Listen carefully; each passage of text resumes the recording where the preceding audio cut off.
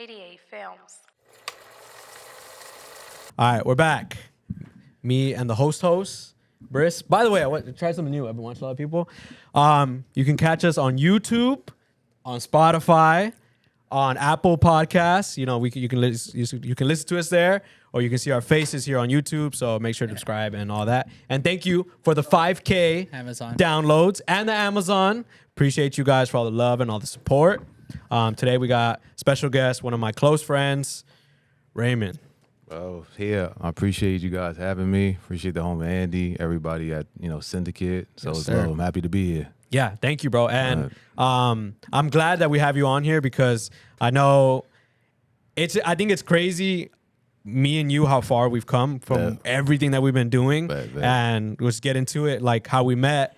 Whereas, obviously, if you guys don't know, I have a brand, obviously, and Raymond actually helped me a lot with like rebranding, like my whole thing, like meaning like the website, everything, the lookbooks, and like actually making it look professional. And it's so crazy how from that one moment where it's like what was it? You hit me up? Oh no, I would send you stuff. No, I think I was on it was like what, 2017? Yeah, somewhere around there. So I was on Instagram one day and I came across it was the crew neck with the 1213 on the back, the one dripping down the back, and I came across it, I saw it, and I'm like, yo, this shit is hard. Like I hit him, I'm like, yo, bro, what size is and stuff like that and everything like that. So then I ended up copping it. Yeah. And I think what happened was I ordered the wrong size. It was like too small or something like that. Yeah. And I hit you. I'm like, yo, bro, you mind? He was like, yeah, bro, I got you and everything. So I'm like, oh, damn, you know what I mean? I'm not used to that. So I'm like, oh, that's crazy that you just was like, I got you. And you think you sent the new joint before I even sent you the old one back, just off the strength. He was like, yeah, bro, I got you. Just send it back. So I sent it back and everything like that. And I think after that, then I was like, yo, bro, like, let me know if you ever need work or stuff like that. And I think I told you, I was like, because I was working at Hudson Jeans at the time. I was designing for them. And I'm like, bro, I got a corporate job and everything like that. I just want to do it for the love, you know what I mean? Like the brand is fire and everything like that. I'm just down to connect because I just moved to LA with my lady and everything like that. And then I'm like, bro, let's just do it. Let's just move. Let's just do it. And then that's why I hit you after that. And then I think we linked up. Yeah, not too long after that. Yeah, and I think bro, that was such a crazy part where it's just like, I think going back to like a couple podcasts where it was like, it was just off love of just like, oh, my bad, I messed up, whatever, and then I just sent you it and reached out, bam, linked up, and just something like that where now every here and there where I'm like, bro, I think I still have that same layout where I'm like, because it just hit, it was perfect, and it was just off love, bro, where, I think a lot of people, they were like, oh, if I'm gonna do this, I need to get paid out of it. But it was like, it was always like, if you need something, I got you. If you need something from me, I got you. But even, I guess, going back where you used to live in New York, right? Yeah. So I'm originally from New York, and like I'm born in Queens, and I like raised a lot of my life in Jersey City, which is like right over the water, right by New York and everything like that. So yeah, I mean, it was like I've been in LA like 6 years now.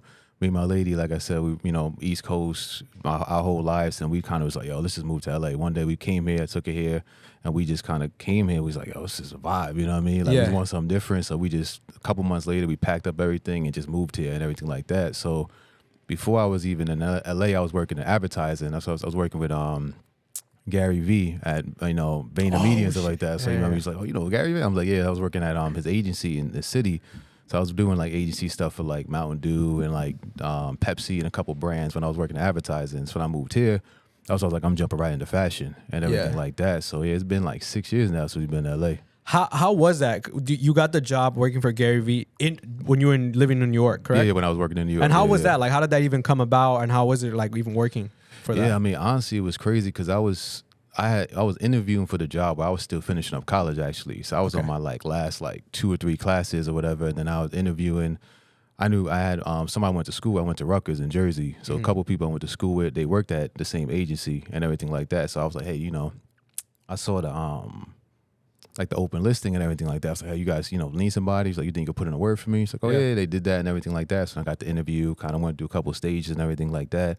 And then after that, I eventually got the job. Like I said, while I was still actually taking classes, then I got the job and then just started working there from there at that point. And then I was like for almost like 2 years before I moved here. Yeah. What was that transition like? Why'd you want to like go obviously from New York to LA. Yeah. Like, what was that to be like? Did you have something already lined up, or were you just like, fuck it, let's do it? Nah, we ain't have nothing lined up. We did some. We look back, I was like, we ain't never doing that shit again. You know what I'm saying? 'Cause that was the wildest shit we ever did. How old were you around that time?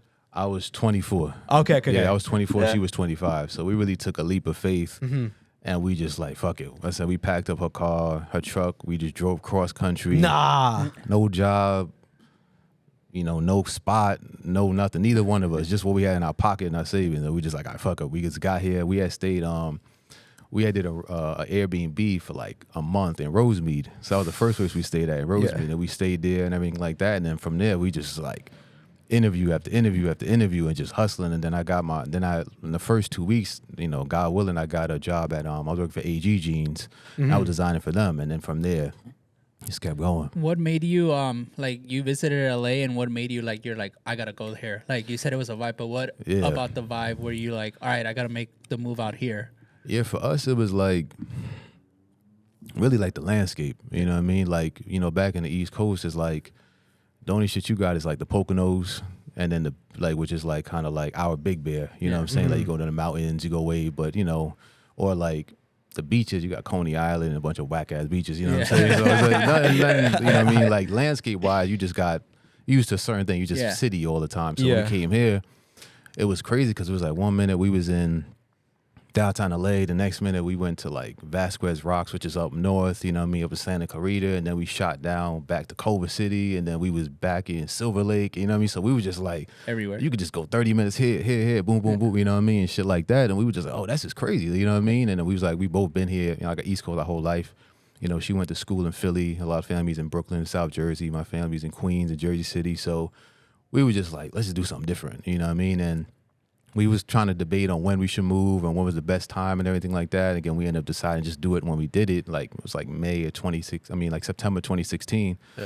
And we just did it. You know what I mean? It was just really just on some like something out of a movie. Like we literally lived some YOLO type shit like that. And God willing, it's we got where we at today. But it was crazy. Was it like super scary just being like, you know what, no plan, fuck it, I'm gonna make the move? It was. I'm not gonna lie. I mean, I think thinking about it, it wasn't as bad, as crazy. But once we got here, and it was just us, you know what I mean? And we was like, and LA, the size of LA, you know what I mean? We were just like all the different highways and everything like that, and all the different the type of areas. For us, it's not like you got your boroughs in New York, and then you got your cities in like Jersey and stuff like that, but it's not the way it is here, you know what I mean? So we got here and we was like, oh, what did we get ourselves into? You know what I mean? But then it was, it worked itself out and shit, so it's straight. What's like, I guess, something from New York to LA, like, I guess, pros and cons of being here now? Because obviously you lived here for quite some time now. Like, what would you say is a pro here and a con here? Whether it's like food or just getting around, like, what do you think it is? Probably the getting around. I would say that's the biggest thing. Yeah, that's the con. That's the con. Coming from the East Coast where you used to like, I mean, you go on the East Coast, you go 80 miles in 30 minutes. You know what I mean? Like type shit like that. Versus here, I'm going 2 miles in 75, 7 minutes or whatever the case may be. Yeah. And just being able to just hop on a train, a bus, and everything like that actually goes anywhere you need to go, not like only goes to one part of town and not the other. So that's probably the biggest. That's every time we talk about it. That's like the one thing we was like, if LA had like East Coast transportation, it'd be perfect. You know what I mean, and stuff like that. But then, so I would say that's the one con I think about here. The pro now. The pro, like I said, definitely everything guys to offer. I mean, just all the different, the vibes, all the different landscapes, everything that's just here in LA. You know what I mean? We love the weather. Love the lifestyle, really, especially from like a health standpoint. You know what I mean? I'm real big into like personal health and physical health and everything like that. So eating a certain way, all that type shit. Yeah. And then, that's that. And I'll say back on the East in New York or Jersey, probably the pro, I would say, the mix of the seasons is nice. You know what I mean? Like being able to get in your summer fit, you get in your winter fit with your jackets and stuff like that. That's probably the biggest, like the real big pro. I think the con with that is that sometimes the seasons be out of whack for too long. You know what I mean? It might be cold for most of the year, and then you got summer for like 3 weeks, and then you go right back to it. You know what I mean? So that's probably the biggest pros and cons for me, at least. You know, food wise, you know, you get good food in New York, you get good food in LA. Is like about the same, I would say. Yeah, and then you said when you got here, you got a job at AG. Yeah, it was designing. At AG. Yeah. Were you doing something prior to that to help you get that, like with design, or did you just like kind of like, damn, whatever I can get? Yeah, I mean, so I went to school for graphic design. Okay. Yes, when I was at Rutgers in Jersey, I went to school for graphic design. So I got my degree in design, and that's when I started doing photography also back then at that point. So yeah. I remember when I was, I had got an opportunity to shoot for, this was Milk Studios at the time that they used to do their big Fashion Week show. That I got to shoot for them. So I got to shoot the runway, shoot backstage. It was like ASAP and Kanye and like Iggy and all that. This is like 2013 or something like that. So way back when. So it was at the point, honestly, where I was like skipping class to go do that. Cause I'm telling them, I'm in school for this type of shit. Now I'm getting an opportunity to do it. So I'm like, do I go to class or do I go ahead and take the opportunity of a lifetime that I ain't never gonna get again? Yeah. So, you know what I mean? So I was doing that. Doing the design in school, graduated, and I was doing design at you know, Gary Vee's agency. Yeah. And then from there I was like, I want to get out of the like advertising type of design. I want to kind of get more just like true fashion, because fashion always been my real love, you know what I mean, from day one. So then from there, that's when like I got the opportunity at AG and went right into fashion. Yeah. And I remember you even telling me like how when the runway thing would happen, you would have to like take the pic and then go back, run back really quick, try to like edit it out real quick. Like tell me something about that a little bit, I guess, with the kind of like the upbringing of like getting to where you are now. What was like a crazy moment where like just doing stuff like that? Yeah, that experience was one of the craziest shit I've ever seen in my life. Because like I said, I had started photography. I was only shooting for like a year, you know what I mean? But I picked it up pretty quick and had a good vibe. I was interning at this place called Stilo's, this old like menswear kind of like online retail. It was kind of like called like a mini Kith, like a, you know, up and coming kind of style Kith at that time. Yeah. So the owners of it, I don't know if you ever heard of, you know, a brand called Elite Daily. They do like online, they're like an online news kind of like source and stuff like that. So I knew one of the owners. He started Stilo's as a second brand and stuff like that outside of Elite Daily. Yeah. So I was shooting for them. One of them had connected with the lady, the talent manager for Milk Studios. He was like, oh, I got this dude, he's a young dude that's dope, you know, shoot, you know, bring him in and stuff like that. So I got the gig from that. So to that, like I said, tell you about, I remember that shit was I walked in there. So the way that whole Fashion Week shit is literally like they have like this, you know, they call it like a war room, you know what I mean? Where it's like there's a station of like, call it like 50 computers, you know what I mean? Like hard drives ready, loaded and everything like that, everything linked to the server. So like the way the shows are, there's like a show, you know, like every 10 minutes. So then what it is, like I said, you really running around from show to show, like snapping, and then like hauling the ass downstairs to the war room, you know what I mean? When you plugging up when you plugging up your laptop, you just do boom, boom, boom, boom, boom, boom. You know, you drop, copy and paste it, upload a file, boom, get the hard drive, run back, right up to the next, you know what I mean? So like, so it was crazy because I'm thinking I'm just gonna be sitting there casually, just like boom, shot, you know what I'm saying, like that. And I'm watching these, you know, these like dudes that's been like shooting that stuff for like years. So they like celebrity pros, the dudes with like, they got, you know, 3 flashes around the neck. I saw dudes with a holster with like 2 cameras and his shit like this, low key, like he was like pulling out one, bang, like that. And I'm sitting in my little shit like just like that. I'm looking like the scrub low key, and I'm just like, oh, I don't know what I got myself into, but I'm like, fuck, I got this hustle, you know what I'm saying? So I'm like, these dudes been doing it, but you know, from the East, where, you know what I mean, come from, it's just like, it's competitive, you know what I'm saying? Yeah, so I'm just like, man, fuck it, I'm about to be nicer than him anyway. I don't care if he's been doing it for, I'm still nicer than him, you know what I'm saying? So I'm carrying that attitude like that and that vibe, you feel me? Like, I'm just like, fuck it, I don't really care who you are, you know what I'm saying?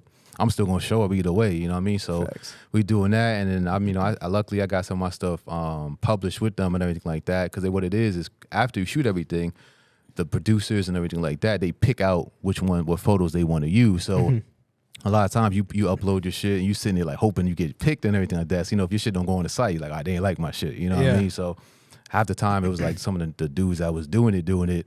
And then me, like, they got their shit posted. My posted something. I see, fuck it, I'm nice like that. You know what I'm saying? So I'm taking that. Like, but that was one of the best. That was one of the greatest experiences. All real humbling. You know, really out the way. But I'm like, oh, this is different. You know, like fashion is different, because I ain't really known about fashion up until that point. You know what I mean? Other than what I saw. You know, but you know, you talking 2010, 2011 fashion. That's all you see was America's Next Top Model. You know, you didn't really get this behind the scenes look. The Instagram wasn't popping yet. You know what I mean? There was no content like that existed. So it was only what you saw on like like America's Next Top Model, you knew what fashion was and stuff like that. So I got in there.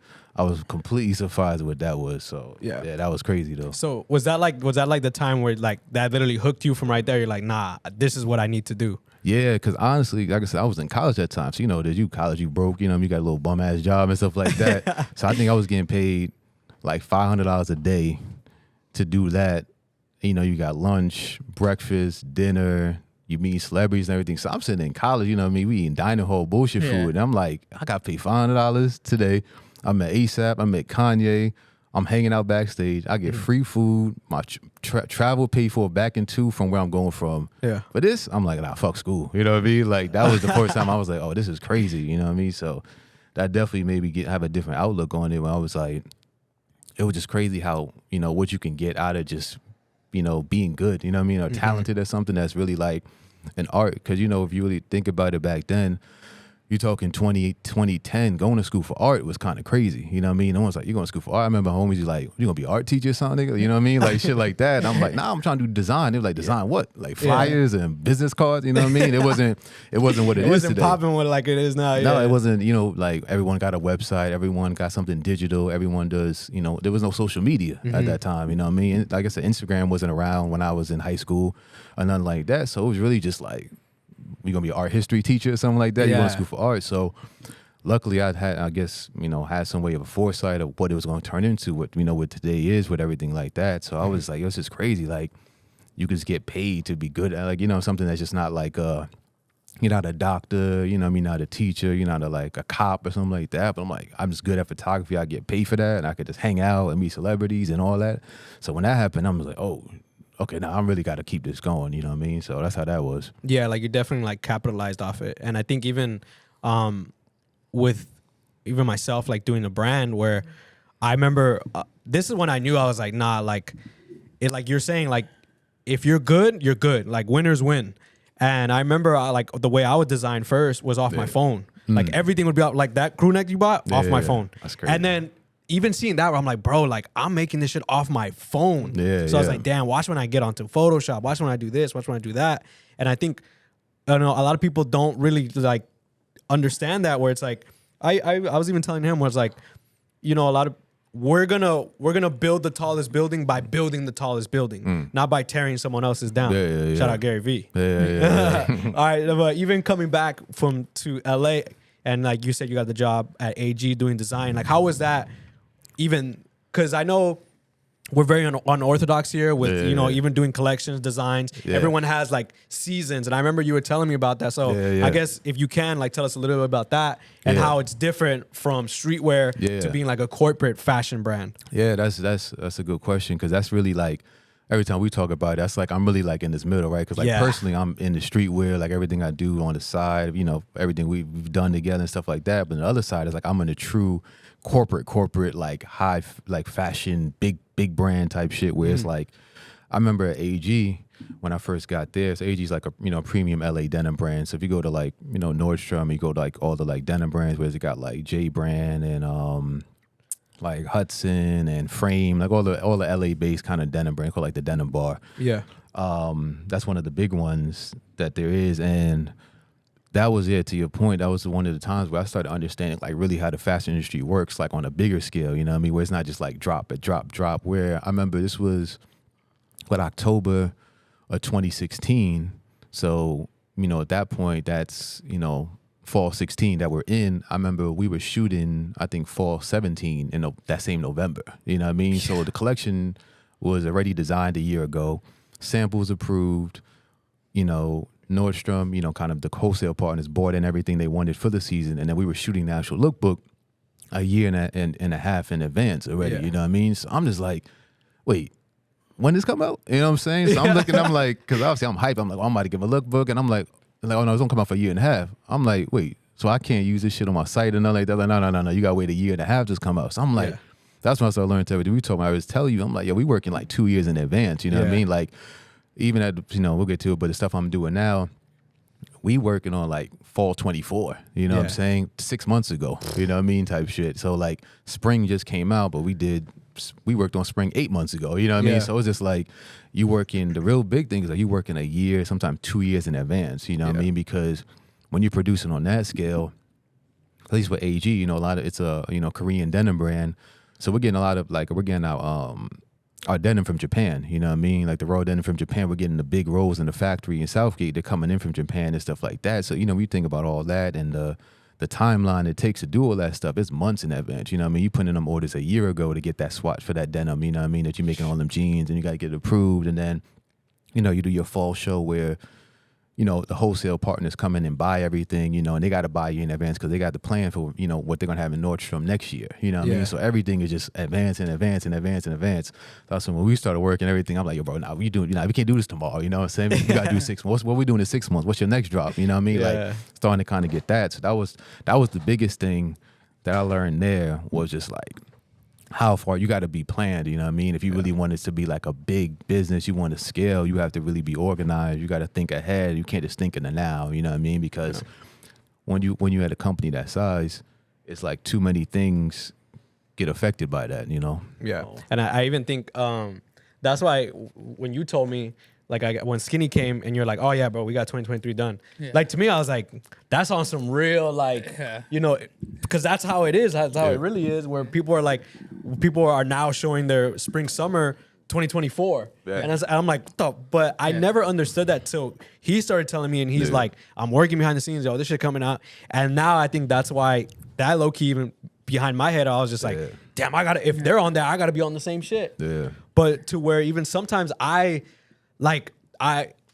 of last year, I always think like how do these people, like these big brands, like how do they know if that's gonna be hot in 2024? Like how do they know if that's gonna be the next thing? Yeah. And that's why obviously, I'll plan ahead, whatever. Yeah. There's even stuff that I drop when, like that crew neck that you have, people are still like, yo, when you gonna drop that crew neck? Yeah. And I'm like, bro, I did that shit so long ago, but it's like I get to that thing where people catch up, and like to even with the nightmare hat where people are still catching up, and we did it a year ago. So if you want stuff with that, so you went from AG, and then did you go to, I think you went to Hudson Jeans right after, no? Yeah, I went to Hudson Jeans right after that. Another, again, the same kind of LA denim brand, premium denim brand that I started working with after that. So I was like the senior designer there. Yeah. And then from there, that's when I really started taking on like bigger like campaigns and really handling that, you know what I mean, having a big hold on like what the campaigns look like, the content, you know, that's where I was doing like the trade show booths, you know, for all the big trade shows in like Vegas and stuff like that, designing all that stuff, designing all the content, the emails, the home pages, like kind of helping with the billboards and all that type of stuff. So that's where Hudson kind of became that. I think my first one we worked with Amelia Gray at that point was the face of our campaign at that time, you know what I mean? You know, Lisa Rinna's daughter and stuff like that. So we did that campaign, I forgot, so long ago, like fall 2017 or something like that. So yeah, it was kind of like every time I went to another place, I just kept getting more and more understanding of like how the business really works on a big scale, you know what I mean? Not just on a drop by drop scale, but like when you really like I said, they think in 2-3 years in advance type stuff and like that. So that's when I went to Hudson at that point. And it kept going that from there. Yeah, and you were even saying where you were like, oh, can I put this on my website? Around that, like, so while you were doing all this, you were obviously building up your personal brand? Yeah. And like, how did Instagram kind of help you through that to where I guess you leverage Instagram to your favor to building up your own thing? Like, can you talk about that a little bit? Yeah, so it was like, originally I kind of had a little following I was starting to build when I was doing photography, you know what I mean? Because that's when it was like, Instagram just popped off, really, you know what I mean? You're talking like early 2010s and everything like that. So I was shooting, I was posting my work on there and started building followings. So I was kind of doing it before it was really even a thing, you know what I mean? I was just like, it wasn't like, oh, I'm about to go create some content and post. I'm just like, oh, here's my work, I'm gonna post it. There's only place you could do that at that time, you know what I mean? Other than having a website, it's like, I guess I could upload it here and people will like it. So at that point I did that, but then once I stopped doing photography, went into design, and that's when around the time I met you, I kind of was like, okay, I want to focus on my personal brand, you know what I mean? And I was like, again, this is like, it's funny where it's like, this is the early stages of like being an influencer or, you know, stuff like that, where I was like, okay, we could start posting what we wearing, you know what I mean? See if people like it, you know what I mean? And obviously at that point, you're like, damn, if I throw the fit out here, niggas like it, you know, you're like, I should really whack, you know what I mean? So you're like, all right, fuck it, let me just go for it. And, you know, it started doing well and stuff like that and everything. So while I was at, all these brands like Hudson at that point, I was like, okay, I'm gonna start doing fit pictures. And that's when we were starting to do a lot more work and stuff like that. And I'm just posting them here and there. And it was like, okay, this is starting to do something. Let me keep it going. So I've always been trying to balance like, okay, I got the corporate stuff going, but I'm also not gonna let my stuff on the personal fall to the wayside, you know what I mean? Because one builds the other, you know what I mean, and so forth. So that's how that was in that way. Yeah, with Instagram, I feel like it's a whole resume now. Yeah. Like, you literally post, like, even Rob does it here where he does the store credit part, but then he has his own resume. Yeah. So that's why if you notice, it's always like our post, and then he gets his own picture with the person, the guest, and stuff like that. Mm-hmm. And it's cool because it shows your work. Yeah. Like, even me, like, I struggle with posting a lot on Instagram. I suck at posting. But I know that if I post, it's part of my resume, part of my job, and stuff like that.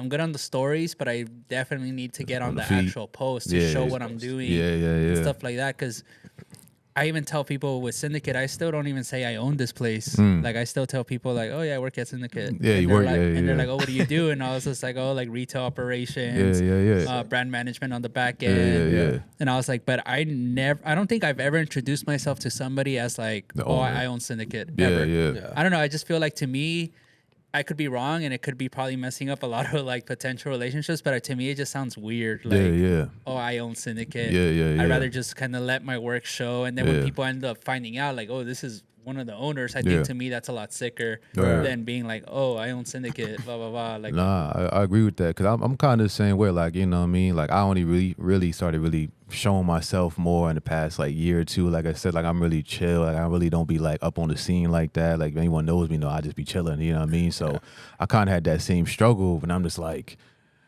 I'm just missing out at this point. You know what I mean? Because I'm like, because I always feel like, I ain't really like braggadocious type dude and nothing like that. I be chilling, I do my thing, I stay to myself, I mean, the cut, I don't really be like trying to like show off. I never, you come from nothing, you don't really like that, you know what I'm saying? I'm like, I don't come from nothing, you know what I'm saying? My family, with my friends, we come from the mud, you feel me? So I'm like, I ain't really in with that, all that, you know what I mean? I don't like that, because I'm like, when people don't really, they really can't eat out here, you know what I mean? So I don't really like to show stuff, but I was like, okay, I need to find a balance, you know what I mean? In the same way. And it's funny you said that, because I kind of feel the same way. Like, when I worked at these brands, you know what I mean, I might walk into one of the stores, and it's kind of like I come in the store to check out something I might have worked at that I know, it got produced or something. I'm coming in to see what's going on in the store. I know you're looking at me like, oh, I can help with anything like that? And little do they know, you know what I'm saying? I'm like, I'm the one designing everything in here, you feel me? Like, you know what I mean? So, like, be clear, you know what I'm saying? So, like, that surprise be funny to me, too, because I be seeing it on their face. Like, oh, I'm the art director here. I'm the art director. Oh, really? You know what I'm saying? I'm like, yeah, you know what I'm saying? Like, you know what I mean? So that's what it be. You feel me? Like, it's just like, so I like that same type of surprise, because, like, I don't really like, I'm doing this. I bought this. I bought that. That's one of my hardest things, too. You know what I mean? I don't like just like showing everything I got, where I live. Like, I just, I ain't really into that. I'm just like, I just, do my thing and just keep it going. You know what I mean? Like, life really ain't about like bragging. You feel me? I don't really like that. So I feel the same way when it comes to that stuff. That's why I think with this podcast, it's cool, because now people kind of get to know like what we're about. Before it was just like, oh, they own a sneaker store, they do sneakers. They dress, they do fits or whatever. Whatever. But then now with here, like I was telling Corey, they get like almost like a more of, I don't want to say soft side, but they get to know you as a person. Because everything you're saying is just what you think, And I think that's what's really cool with this platform, and that's why I want to bring on like homies of like people, because it's like, we could hit up every influencer we know, but it's not genuine, like I know some people, but then I'm just like, I don't really have a full relationship with them where I'm just like, I don't really know what you're about. But with me, it's just like everybody has a journey, like, and I want them to like know like what Andy's about, what you're about, what Corey was about, and stuff like that. And I think that's why people are really like fucking with us, because they're like, oh, these guys are regular dudes, regular people, you know what I'm saying? That's true. Yeah, and I even think like with that, like even to add on to that, that's why I was like, nah, like I gotta get Raymond on, because a lot of people don't know that. We're obviously out to tag you, like, yo, help me on the back, but like you literally helped me on the back end of 1213, like making sure the layout was nice, the picture was right, and you. For whoever really knows me, I guess, like, personally, I'm very, very unorthodox. Like, I'm just like, we'll go out here and shoot it, and I'm like, all right, post it. And even with him, he's like, oh, go work in the back, post it. And, but I think there's also that respect of when, even sometimes where I look at someone's feed, you do it too, where you're like, it has to be 3. It has to be like this, meticulous. Where I'm like, not, but I'm like, but there's an audience out there where when they come onto your page, they're like, damn, this shit looks clean, it looks nice. And that's why I was like, nah, I gotta get him on to, you know, give him his flowers, I guess, you know, that he kind of helped me out. So, but we're gonna take a little break, then we're gonna get onto a little bit more. We'll be back.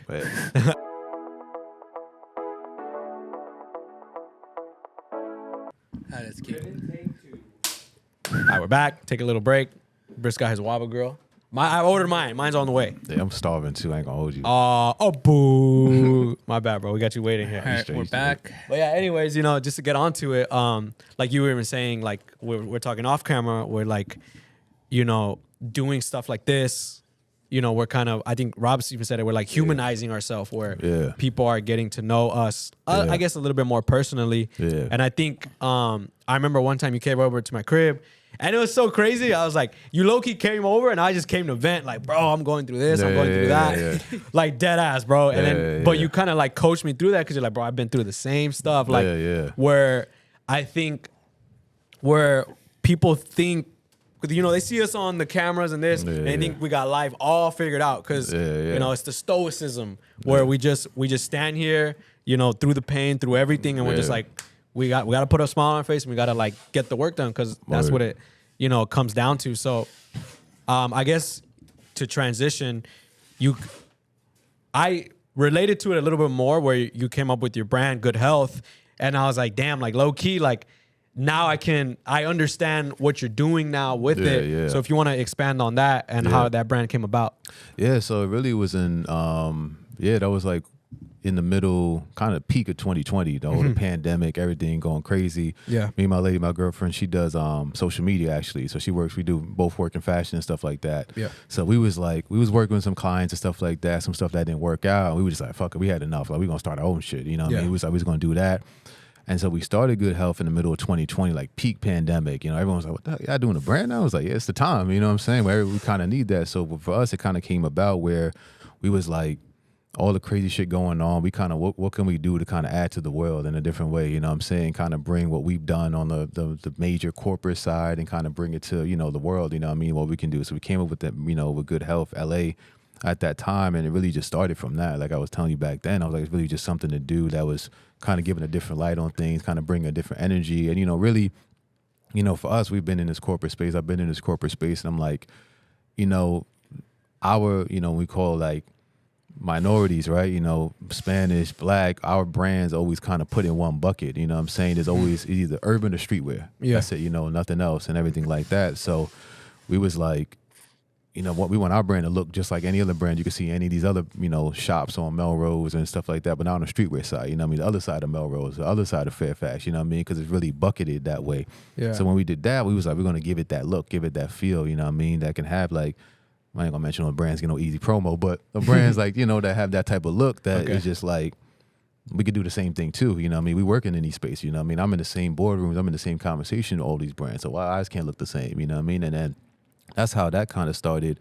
And then, you know, from there, you know, that's when I kind of, in the past year or two, you know, I was like, I'm starting my own personal brand, you know what I mean, under Raymond Croft and stuff like that. So that's kind of how that came about. We were just like, we got to bring something to the world, you know what I mean? Being a minority, being Black, when everything was going on, I'm like, this shit is crazy out here, you know what I mean? Should have been living every day, but now it's on Front Street, you know what I mean? So that's kind of, we was like, we got to put this something out here. We can't just talk all that talk and now it's time to put your money where your mouth is, you know what I mean, when it come down to it. And I'm always I talk a lot, but I back it up, you feel me? Like I might say pop a lot of shit sometimes and, you know, we chit chat and everything and I kick it and everything like that. But when I say it, I mean it, you know what I mean? I'm going to do it, you know what I mean? Like whatever it is, you know what I mean? So that's kind of how that came about. Yeah. One of the hardest things that I feel like for us, like that we're creatives, I found it's hard to believe in yourself sometimes. Like sometimes you might have the best idea, but I might not believe in myself. Like where I'm just like, oh, am I gonna put this out? Is it gonna work? You start thinking all the buts before you actually put something out because at the end of the day, we don't have infinite money to put this brand out. Yeah. It could be a hit, but sometimes I even still to this day, I'm just like, fuck, I don't know if this is gonna work. Even with Syndicate, like there's sometimes where I'm thinking of an idea and I'm just like, I don't know if I really want to do this. But then sometimes it's just like, you help build a community around yourself and people that believe in you. So then you're just like, all right, I can actually do this. And I think a lot of people and a lot of kids struggle with that because they think you're gonna blow up after one drop, but it's not really like that. It's like some people do get lucky and they hit quick. Yeah. But if you just keep building with consistency and start believing yourself and stuff like that, because even still to this day, somebody, who was it that told me, they're like, oh, you could put whatever you want on a shirt, it's gonna sell out. And I was just like, I don't go about that. Like Syndicate, we don't do that. Like we still take our time with design and all that stuff, and it has to flow with us, and it has to feel genuine, because we can force a collab with somebody and be like, it's gonna do good because we collab with somebody, but it's just like sometimes it's not genuine. And I think that's like the hardest part is, to me, is believing in yourself and actually getting to it. Like with you saying, you said, fuck it, I'm gonna move to LA. You know how like that took balls, I bet. Like you're just like literally like, oh shit, I'm gonna do it. It's just like even us opening the store, it was just like till we opened it, we were just like, oh, should we even do this? Is this the right move? And then you still can't like just open the doors and be like, all right, we're lit. No, we're in here grinding every single day. Yeah, no, that is the hardest thing. Because I'm not gonna lie, when we decided to move, I was trying to move a little bit later when we did. And my lady, she was like, let's move now. And I was like, damn, you know what I mean? Obviously, you know, being a man, I'm like, I want to save a little more. I want to, you know what I mean, a little bit more prepared for it. Yeah. She's like, let's just go.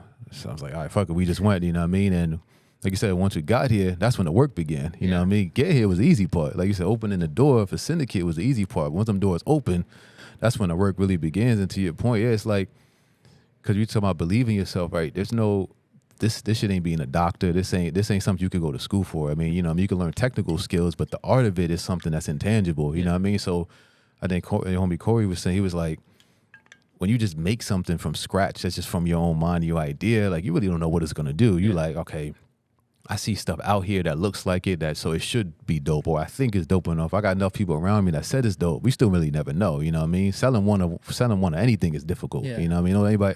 Anybody that say it's easy is lying, you feel me? Like selling anything is difficult, you know what I mean? One of anything.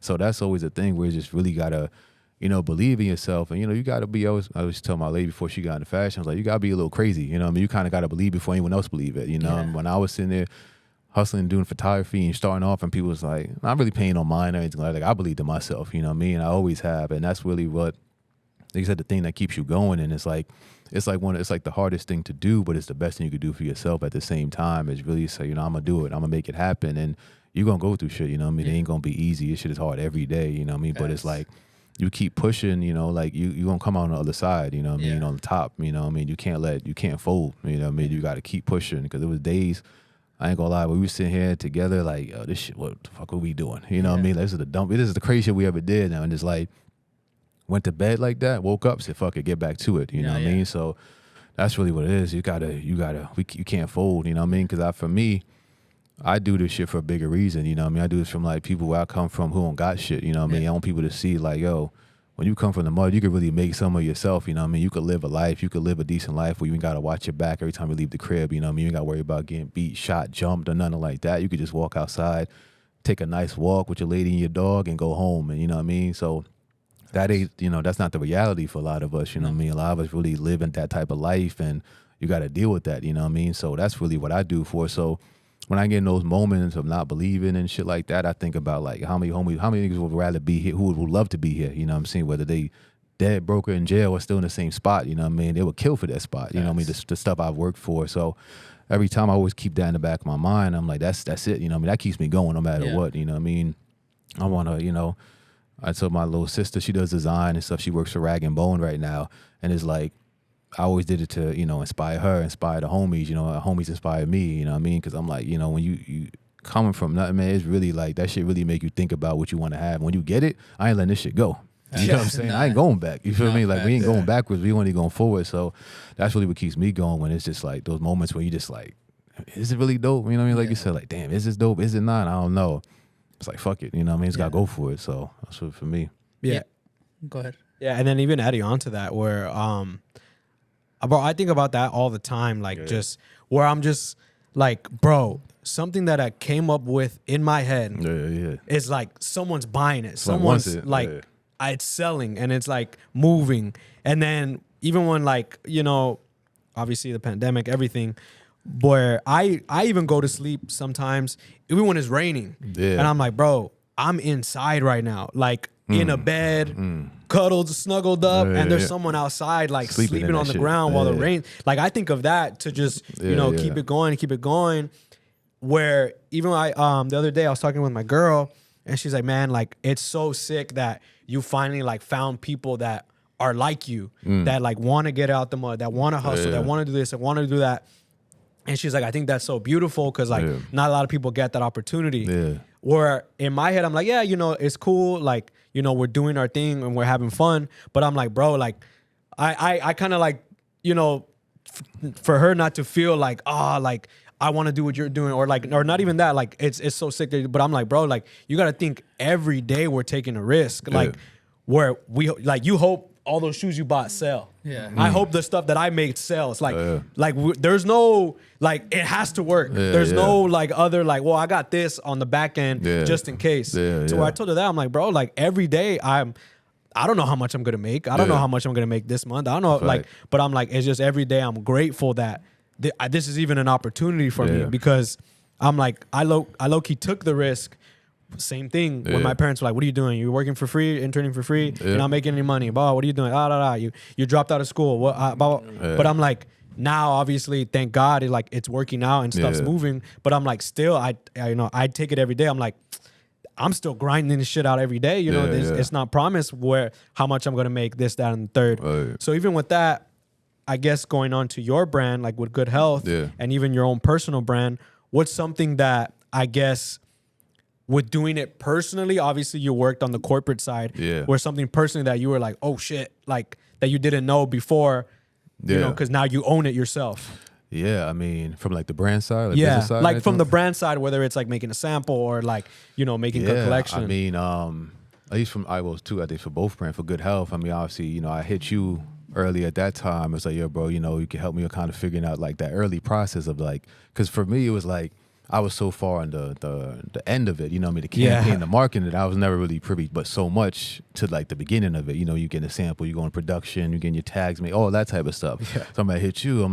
like, it was like, now you was returning that to me. I was like, I'm gonna give you the juice now. You know what I'm saying? Or how this go and how that works. So that was the big thing, like really where I'm like, because we was in Sherman Oaks at the time, and then I'm like, driving back and forth to downtown LA every other day, driving to the screen printer, driving to the embroiderer. I'm just like, oh, damn, this is just to get one sample. You know what I'm saying? Just to get one sweater. You know what I mean? All that. I'm like, damn, this is crazy. You know what I mean? I'm like, I gotta get the sample made.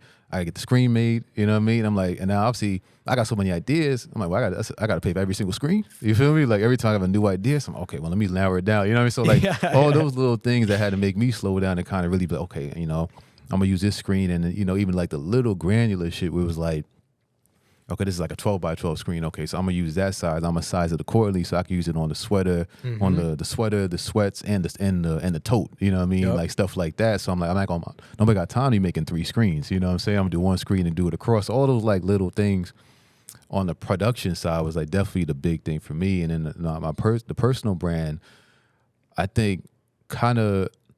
Because for me, the personal brand was really, I started and I'm still doing it with the vintage tees. And vintage has always been something I've been doing for like damn near a decade. I was rocking starter jackets and like when I was like 19, you know what I mean? Like vintage Tar Heel starter jackets and caps and all that.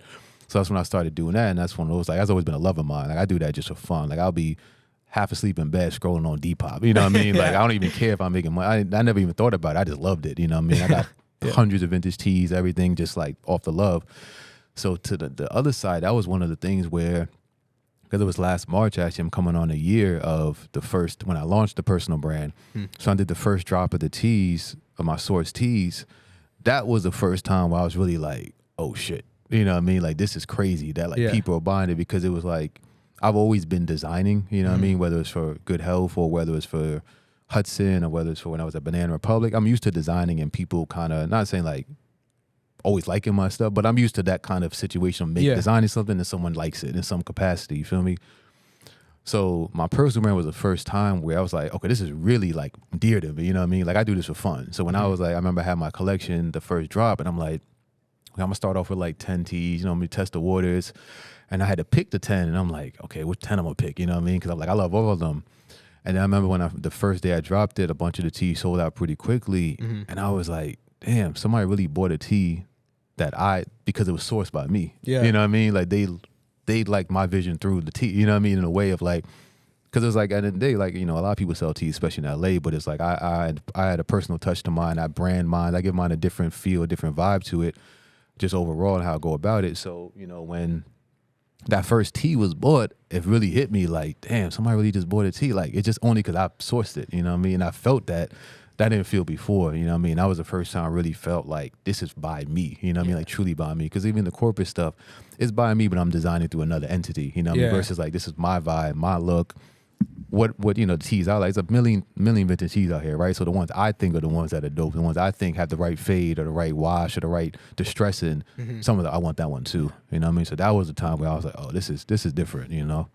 For sure. It's sick that like, it's like even in the previous podcast that we just did, it's like you genuinely fuck with something, and it's just like now you're getting be able to put your own spin on it, because at the end of the day, it's all streetwear, vintage, and stuff like that, but it's our own take on it, what's coming out of our head.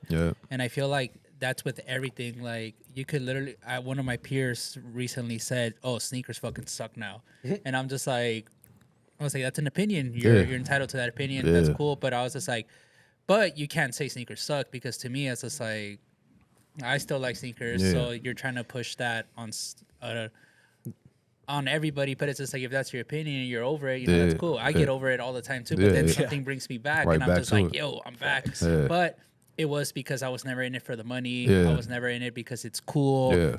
Obviously we didn't grow. Our influence wasn't influencers. It was just genuinely being kids and being like, oh, I fuck with that. Dope, it's like, streetwear to me, it was just like a way to express yourself, and like I said, going to Fairfax to us was just like, oh, we're around people, and even him saying now that he's around people that that are like him, that's, now you see so many people that are into it, but sometimes they're just like, oh, it's because Travis wore it, stuff like that, and there's no problem with that, because it's good to have like idols and role models, but then when you actually get to put your own spin on it and you're selling it, I think it's so much, like, to me, it means more when somebody comes in and it's just like, yo, I'm hyped for the Syndicate team. I'm just like, damn, like, this is sick. It hits you. Because everything that we're doing, it has like some sentimental value to us, instead of just like being like, oh, you know, this is a shop tee, blah, blah, blah. But I think it's, at the end of the day, we're down to earth, and we understand that besides our world, there's still a real world around us. Exactly, I mean, that's really what it was. Like I said, I was doing vintage just for myself, like 2008, 2009, 2010. Like, I remember me and my cousin from New York, you know what I mean? We going to like the Goodwill in Jersey City, and they got like starter caps for like $1 each, you know what I mean? And I'm running through them, you know what I mean? Just going crazy on them and wearing them in high school, you know what I mean? And then like into college, you know, the homies, we just going to this spot in Jersey called Unique. It's like a Goodwill pretty much, like a big kind of franchise thrift store. We just thrifted in that in college, you know what I mean? Obviously, we broke college students, so we can't really go outside and buy much. You know, you got a little job in school, but nothing crazy. So we thrifted, and I'm wearing like, and I still got to this day like North Carolina Tar Heel starter jacket that I got in like 2010. You know what I mean? It's just like, I was like 18, I just liked it, you know what I mean? It's just like, you know, the nylon, shiny, baby blue one. I'm like, this is just dope, you know what I mean? Before I could even think about making money off it, before there was Deep Pop really engrailed and all these things, I think it was just eBay at that time, you know what I mean? So like you said, it's really just when it's for the love, that's when it just like feels crazy. And that's what was the hardest thing, where I was like, do I want to do this? Because I actually loved it, you know what I mean? And that's where it's like almost seeing it as a business has been difficult, because I'm like, I just really like doing it. Like, I don't really care. Like, you ask my girl, I'll just be looking at tees for hours. You know what I mean? Like, Andy met me, it's the same thing. I had tees, just, that's all it was. You know what I mean? Just before I was even thinking about that. It's almost being like a nerd about something, just like all in. And I think that's where people kind of misinterpret this industry. Because at the end of the day, I'm grateful that I'm able to have a job selling shoes. Or making clothes and stuff like that. Like, to me, that's very grateful, because there's other people that can't, you know, there's other people that have to work a 9 to 5 and stuff like that. And to me, it's just like, all right, cool.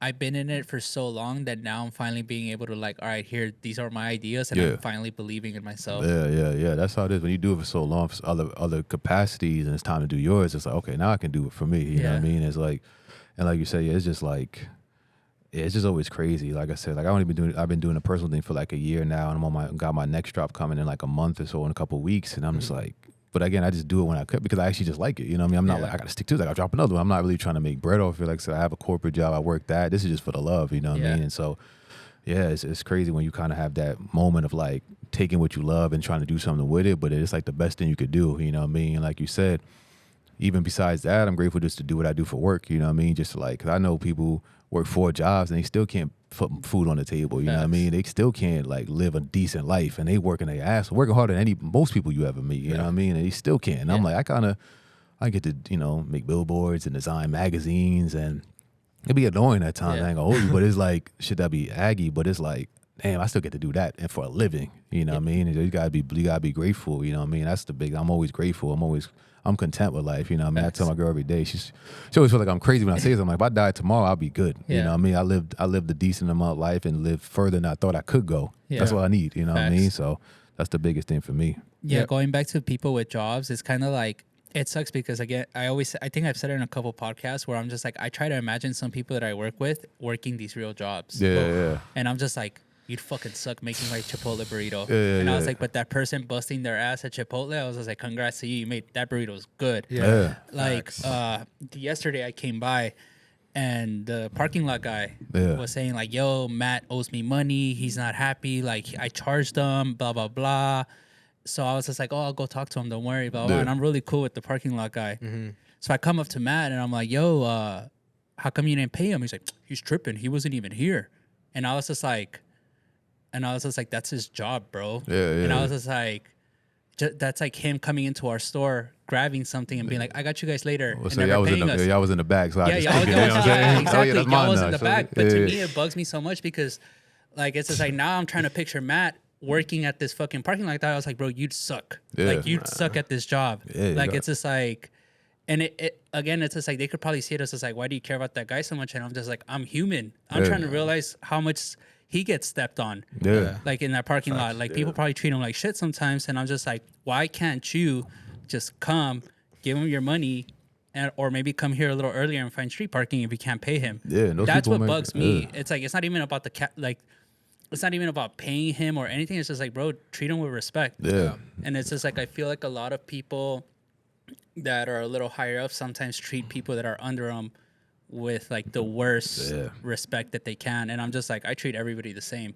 It doesn't matter who you are. So I have that funny thing where anywhere I go, I try to picture somebody, like even Andy, I'll be like, could Andy work here? And it's not that Andy should work here or anything, but I'm just like, I'm trying to see how, like, it's me almost being grateful for what we do, where I'm just like, damn, I'm grateful that I get to come in at 12. 12. My little brother gets up at 4 a.m. to go to his job. He likes his job, but still, it's just like 4 a.m. I'm just like 12. Or 12. Yeah, literally. So sometimes when I see people coming in late, I'm just like, damn, bro. Like, for real. This is the easiest job. We work in our closet.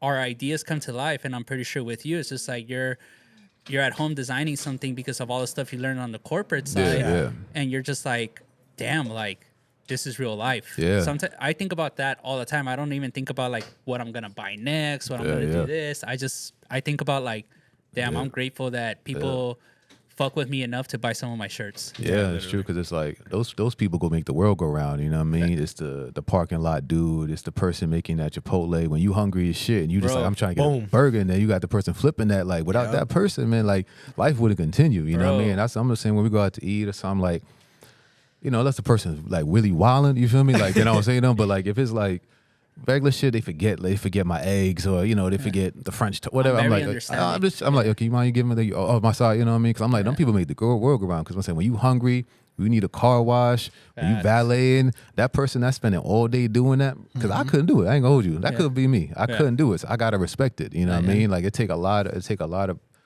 like this presence and, you know what I mean, pride, and, you know, be able to just say, hey, I'm gonna do this job, you know what I mean? They make our society and our world go around, you know what I mean? 'Cause without them people, what would we be doing? We just be all walking around. We got all the bread in the world, but you got nobody to service you. You feel me? Yeah. So now I see so many people get treated really bad at like restaurants and stuff like that, and I'm just like, bro, like, you don't know what they're going through. I was just like, just treat them with respect. Like one time I was sitting at John and Minnie's, and there was a couple next to me, and you know, our food came out first, and this lady was just like, we were here before them, blah blah blah, and then she was just like, they ordered simpler stuff. Like literally stuff that's already there, you know, like heating up, But it's just like this lady was having a whole like fit, and in my head I didn't say anything. Obviously not my problem, but I literally was just like, damn, like some people just want to fuck somebody's day up so bad. No reason. I'm like, you just be miserable as shit. You know what I'm saying? Like, it didn't really be worth all that. Yeah, like, it just be at the end of I'm very like, again, like I'm very grateful for the position I'm in. Word. And again, like I don't treat people here like customers. I treat them like my homies. Like I'm just like, yo, this is sick. Like, people pulled up to the Sweet Check thing yesterday, and the same thing I was telling them, I'm like, yo, hit me up if you want to go out sometime. Blah blah. And to them, they're probably saying like, damn, Briss told me to fucking hit him up. But in my head, I'm just like, I just want to hang out. That's like I think when y'all first opened, I remember I hit the account, and I think you was on it at that time. I'm like, yo, bro, I'm like, I live like close. You mind just holding me? He's like, I got you. I didn't even met you. You didn't even know I was like cool with Andy, you know, like that. And I literally just like, yo, you mind just like, I'll be there in 10 minutes. You can hold that pair for me. I think it was my size, like a size 12. I forget what it was. I think it was the Bapes, right? Yeah, it was like the base or something like that. He was like, I got you. And I came in, he was like, oh, you right? Yeah, he was like, yeah, right behind the desk. And you had it right there. I'm like, damn, that's crazy. Because especially in y'all world, you don't see that no more. You know what I mean? Dudes was really just like, I got you. I got you. Like, it'll be in 10 minutes, but I got it. I'll hold it on the side. You know what I mean? And so I told Andy, I was like, I really appreciate that. You know what I mean? Because I was like, I respect that, you know what I mean? Because I'm like, when you said that, I'm like, I'm definitely going to be there. So I like shot down here in 15 minutes. I'm like, I was serious, you know what I mean? But just even you just like you said, not treating customers just like they're just somebody to walk in and walk out. You even know me, and you just did that, or even before, you know, we really connected and everything.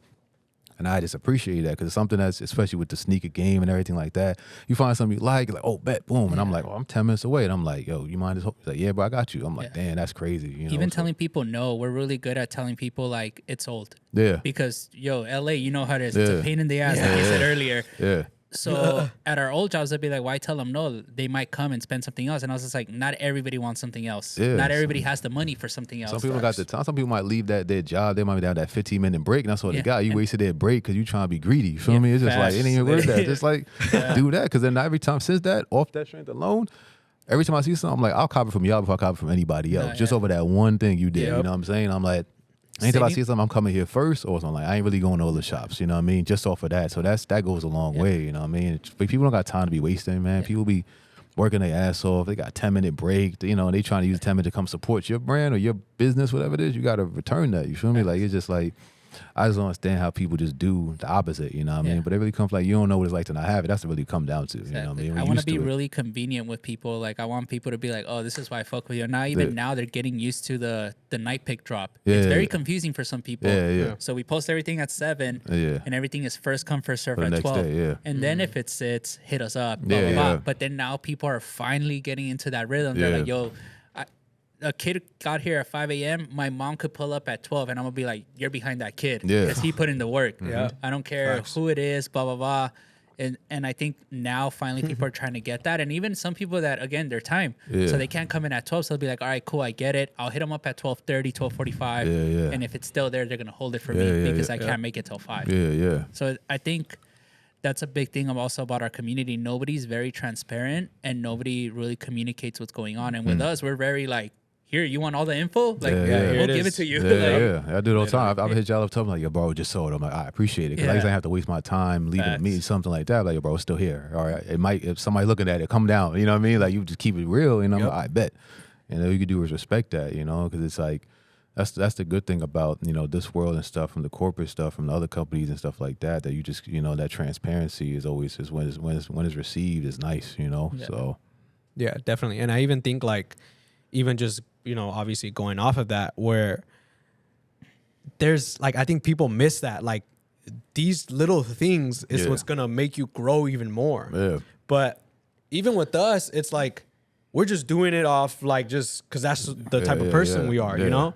Like going back to the, you know, people, the waiters things, like I'll make it a thing all the time when I go out to eat.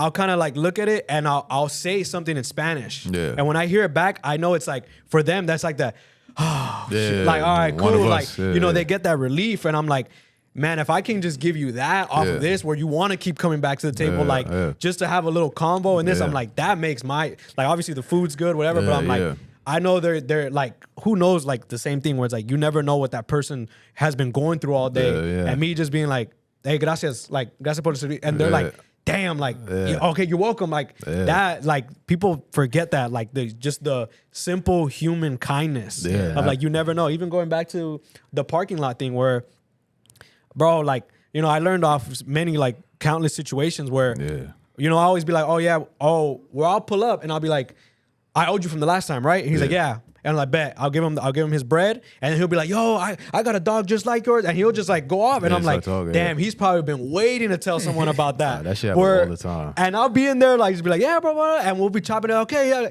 But like, who knows? Maybe one day he'll be like, maybe that's why low key. I mean, I'm not gonna lie. I don't know if he's watching this, but maybe that's why sometimes he doesn't impress me certain days when I don't, because he's probably like, I know he got me on the next one, you know. But all right, we're gonna take a little break, wrap it up, get you guys on the next one.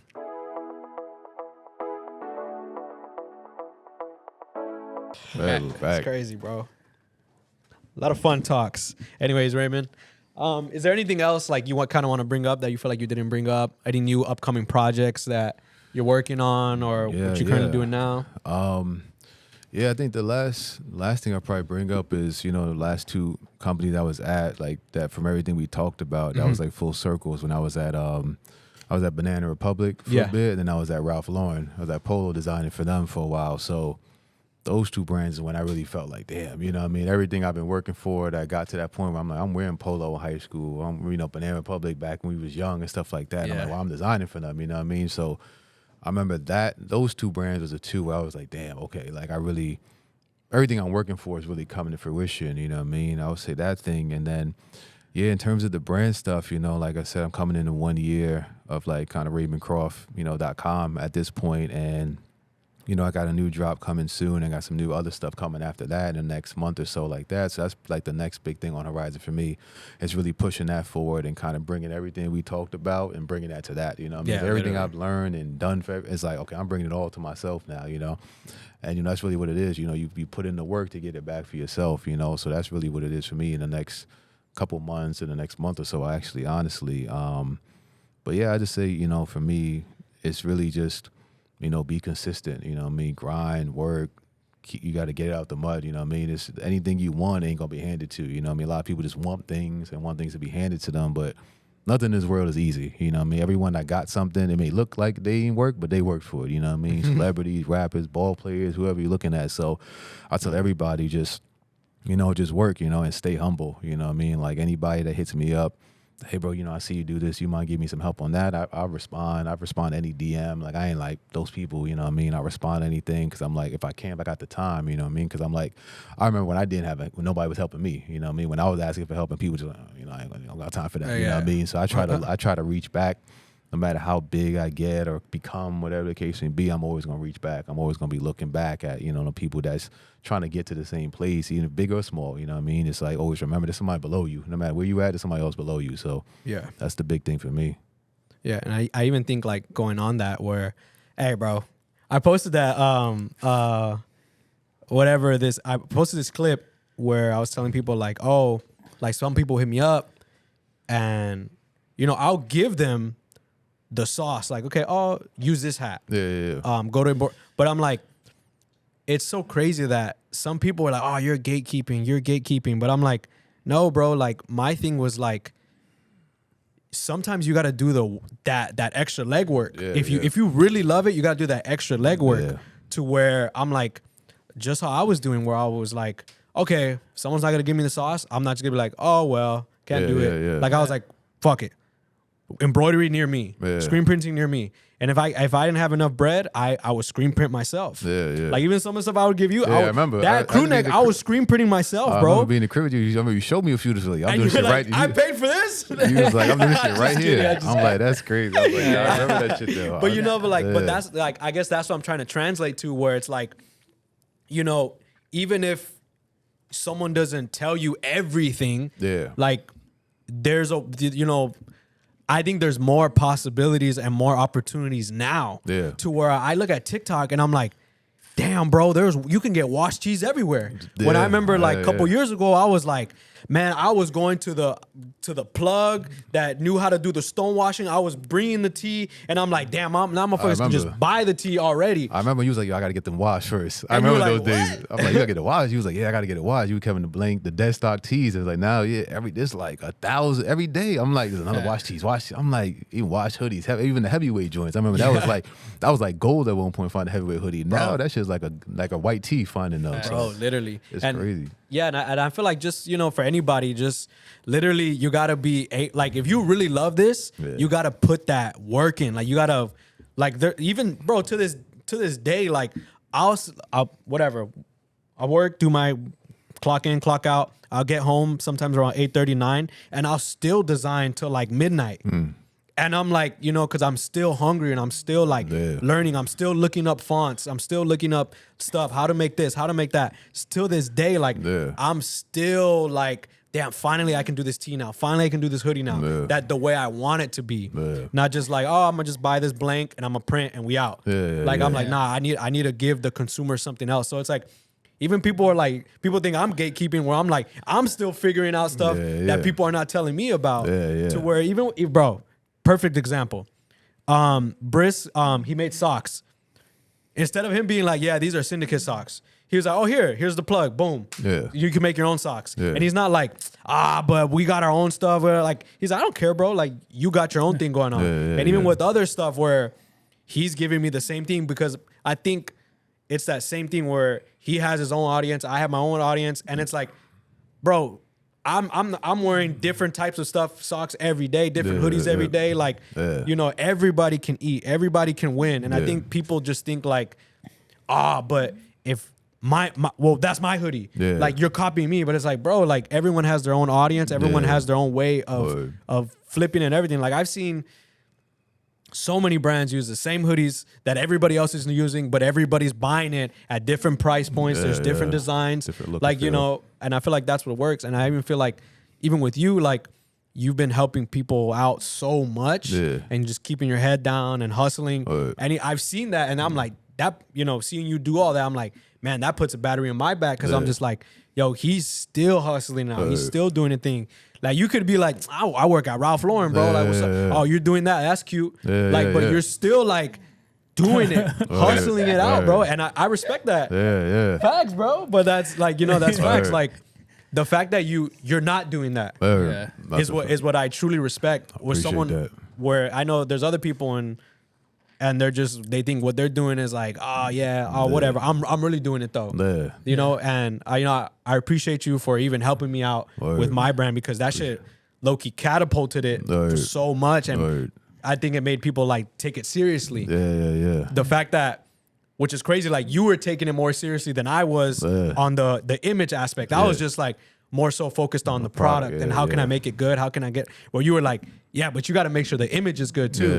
So I just want to come on here and say thank you for that, bro. I appreciate that, bro. Going back to like consistency, and if you're consistent, you might not get the shine right away, but it always comes back around full circle. Always. Like, I remember one big thing that we did and never dropped, but we did the 40-ounce hat. And in 2012, when he first came on the scene, people were fighting for these hats. Like, they were so rare. A Tumbler. And you were probably in New York, and you probably saw it firsthand. And it was on Tumblr. I remember. Bro, it was the just Tumblr like hats. And I remember Diego hit me up, and he was just like, yo, 40 wants to do something, blah, blah, blah.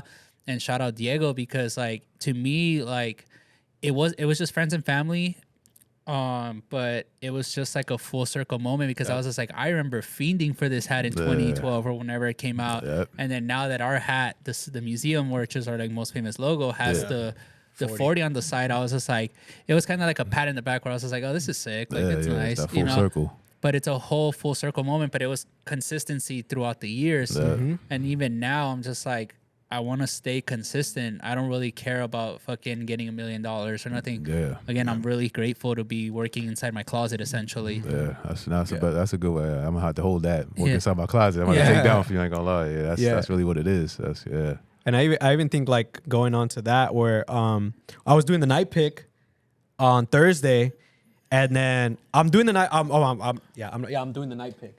I'm videotaping the night pick, and my phone, like people are like, "Oh, I'm pretty sure you saw this already. I'm just sending it." And then I get a text, and I'm like, "Damn, bro, what the fuck's going on?" Like, and I'm whatever. I'm just doing it, and then finally when I finish it, people are sending me that Jared Vanderbilt was wearing my hoodie, the zip up, John. The zip up, and I was like, damn, like that's crazy. Like he just came to LA, and out of everything, I sent this to him like 2 years ago. Out of everything, he wore that on the first like time that he showed his face. And where I was just like, I took it back where a moment where I was like, damn, some people pay for this shit. Like pay for someone to wear it and get all. And I'm like, bro, I got all that exposure just off. It was all natural.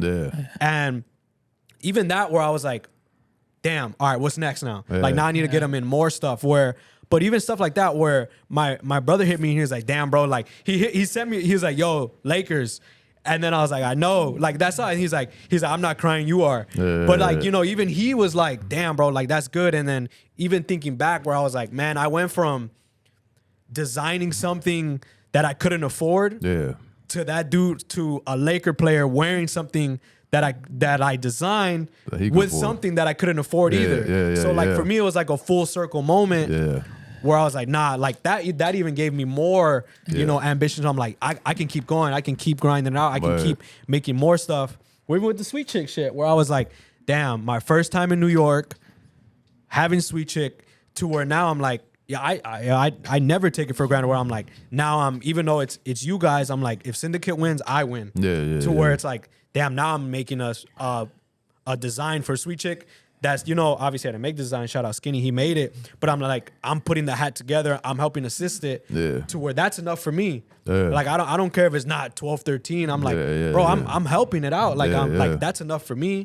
Like to keep the needle moving, everything going on, you know. So I feel like to whoever's doing something, like you just gotta be patient and you gotta be willing to keep your head down and hustle. Like that's what we did it here at Syndicate. Like we did a whole year hustling, grinding it out. Like first day, you know, we were here and then I was just like, damn, like, you know, all right, like in a way I was like, all right, it's back to, you know, step one.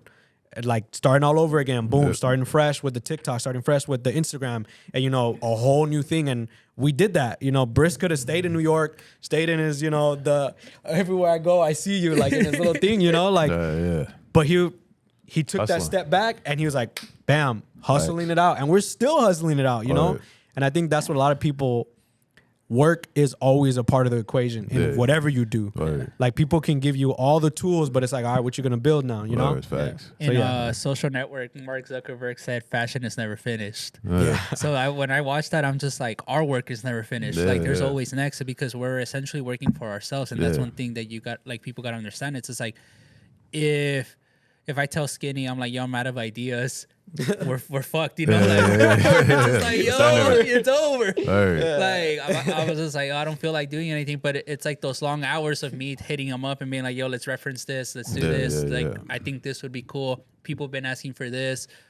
And even last night, I was with my homie James that Simon introduced me to, making socks and underwear. And it's late, and I'm pretty sure it's late for him because he's on the East Coast. It's 11 my time. He's at 2 at his time, and it's just like he works for himself too, so that's his business. So in his head, he's like, yo, I'm busting my ass making these socks and underwear for Syndicate. And in my head, I'm like, I'm fucking helping him with the design on all this shit because he's doing the tech pack and everything. And I'm just like, we're going back and forth.